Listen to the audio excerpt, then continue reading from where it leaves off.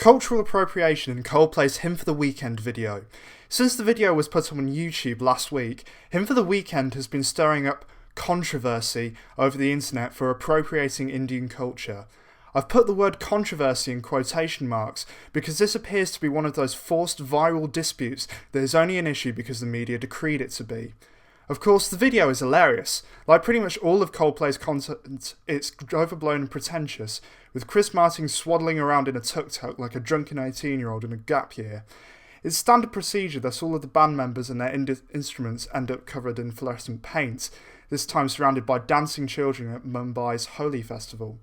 Would it really be a Coldplay video if we didn't have Chris singing to the sky with his eyes closed while fireworks are going off in the background? Sure, some may argue that this video is nothing more than a list of Indian cliches, but if you consider that this video is also nothing more than a list of self-parodying Coldplay cliches. For me, the only thing that in any way approaches an issue is the scene where Beyoncé is playing a Bollywood actress.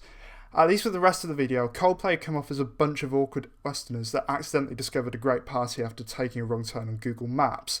Beyoncé is actively portraying herself as the Anglo-American stereotype of an Indian woman, and is acting the part that really should be performed by an Indian actress. I would argue that this is misinformed more than it is controversial. Beyoncé still recognisably looks like Beyoncé.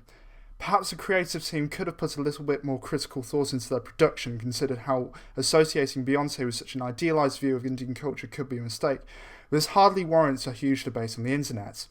In essence, I honestly think this video is more reflective of Coldplay's idiosyncrasies rather than anything else.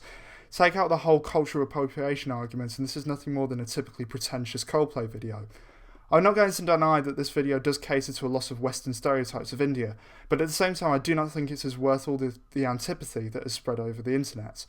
It is a classic example of how something on the internet that to most people is barely even an issue has been blown out of proportion by the Western media.